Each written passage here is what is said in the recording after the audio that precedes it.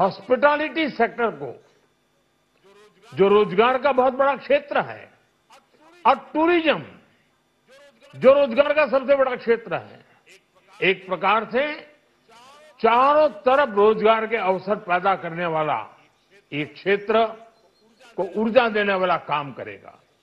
आज देश विकास भी, विरासत भी इस मंत्र को लेकर चल रहा है।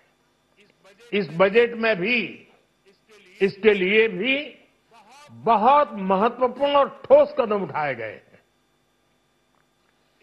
1 करोड़ पांडुलिपियों के लिए संरक्षण के लिए, मैन्युस्क्रिप्ट के लिए ज्ञान भारतम मिशन लॉन्च किया गया है।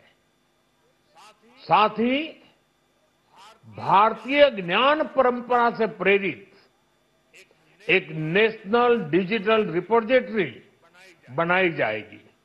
यानी टेक्नोलॉजी का भरपूर उपयोग किया जाएगा और हमारा जो परंपरागत ज्ञान है उसमें से अमृत निचोड़ने का भी काम होगा।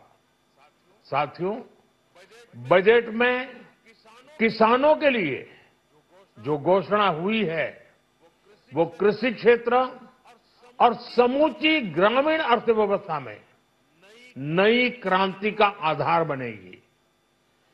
पीएम धन धान्य कृषि योजना के तहत 100 जिलों में सिंचाई और इंफ्रास्ट्रक्चर का डेवलपमेंट होगा। किसान क्रेडिट कार्ड की लिमिट 5 लाख तक होने से उन्हें ज्यादा मदद मिलेगी। साथियों, अब इस बजट में 12 लाख रुपए तक की आय को टैक्स से मुक्त कर दिया गया है।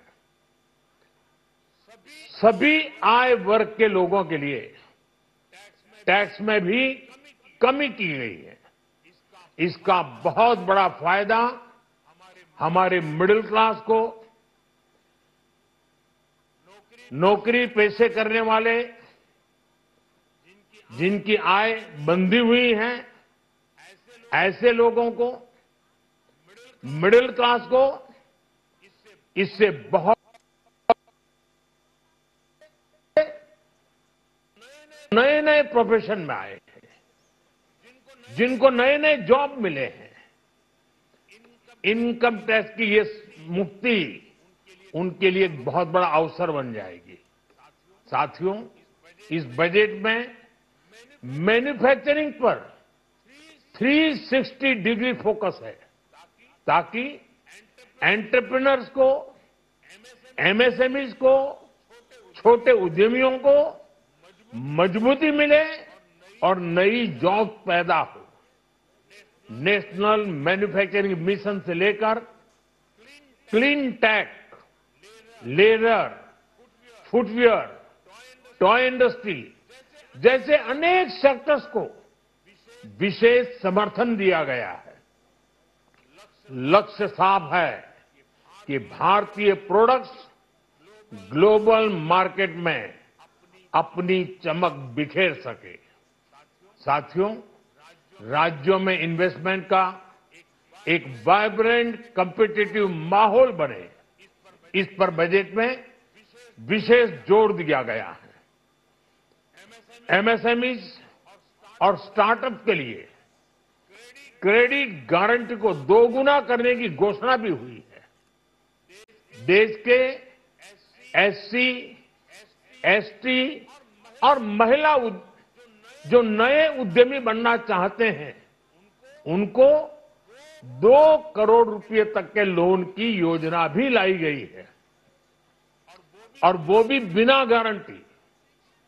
इस बजट में न्यू एज इकोनॉमी को ध्यान में रखते हुए गीग वर्कर्स के लिए बहुत बड़ी घोषणा की गई है। पहली बार गीग वर्कर्स का ई श्रम पोर्टल पर रजिस्ट्रेशन किया जाएगा। इसके बाद इन साथियों को स्वास्थ्य सेवा और दूसरी सोशल सिक्योरिटी स्कीम्स का लाभ मिलेगा।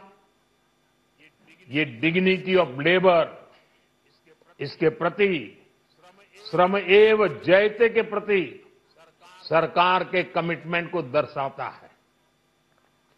रेगुलेटरी रिफॉर्म से लेकर फाइनेंशियल रिफॉर्म्स, जन विश्वास 2.0 जैसे कदमों से मिनिमम गवर्नमेंट और ट्रस्ट बेस्ड गवर्नेंस के हमारे कमिटमेंट को और बल मिलेगा।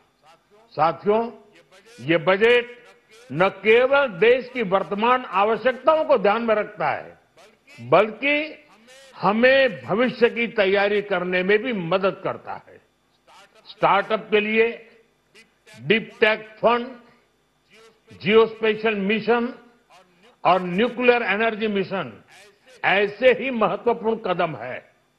मैं सभी देशवासियों को एक बार फिर इस ऐतिहासिक पीपल्स बजट की बधाई देता हूं और फिर एक बार वित्त मंत्री जी को भी बहुत बहुत बधाई देता हूं। बहुत बहुत धन्यवाद।